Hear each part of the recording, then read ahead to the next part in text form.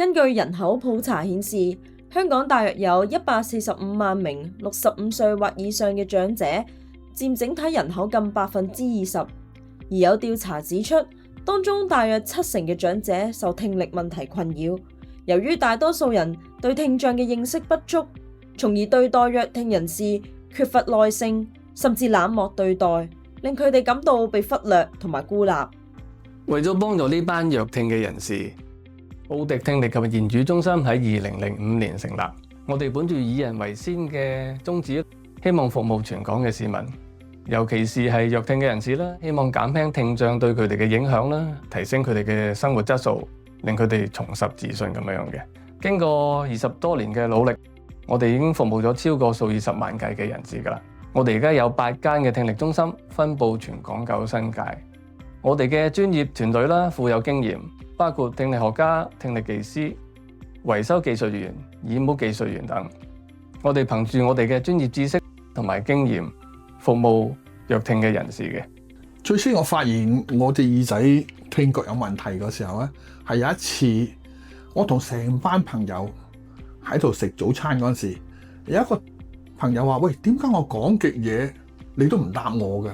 咁嗰陣時咧，我就開始發覺可能我隻耳仔係有啲問題啦。我就朋友介紹之後咧，我就用咗一啲耳機，奧迪嘅耳機咧，我發覺到咧溝通方面開始我可以同個朋友，佢問我，我答冇問題啦。更加上咧，原來我喺樂團裏邊咧，我以前一路都跟唔上咧，今次戴咗個耳機咧，係幫到我聽到好清楚。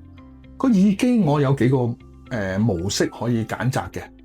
咁我可以揀一個係以音樂嘅形式，佢可以有一啲 filter，可以將一啲高音啊、高頻嘅嘢咧係可以隔絕咗，咁變咗我喺樂團嗰時咧，我係可以好清晰咁聽到我隔離嗰啲朋友佢究竟玩緊嘅咩音樂，我可以跟得上佢哋啦。關於奧迪嘅服務咧，我都俾個讚佢嘅。我而家每半年咧，我都會嚟奧迪嗰度咧 check 我耳機。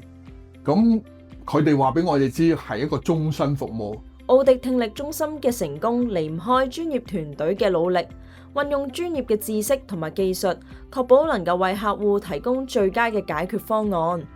聽力學家主要嘅工作咧，就係運用各種先進嘅儀器啦，為客人進行唔同嘅聽力測試，評估佢哋嘅聽力情況，同埋撰寫報告咁嘅。當發現佢哋有嚴重嘅弱聽嘅時候咧，我哋會了解佢哋嘅聽力度數啦、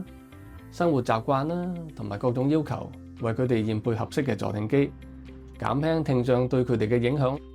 從而提升佢哋嘅生活質素咁樣嘅。我哋為每位用家度身訂造耳帽，由專業同埋經驗豐富嘅團隊全程負責製造，透過立體掃描、電腦製帽同埋 3D 打印技術，精準咁呈現耳型嘅細節，確保耳帽同埋耳機都佩戴得穩定舒適。奧迪優質嘅聽力服務，在於我哋對專業嘅嚴格把關。日常生活中，弱聽人士最大嘅挑戰都係溝通嘅障礙，尤其喺嘈雜嘅環境。我哋全力幫佢哋克服呢啲障礙，我哋全心全意幫助客人嘅心，令我哋有別於其他公司。我哋係真真正正從客人嘅生活出發，希望提升佢哋嘅生活質素嘅。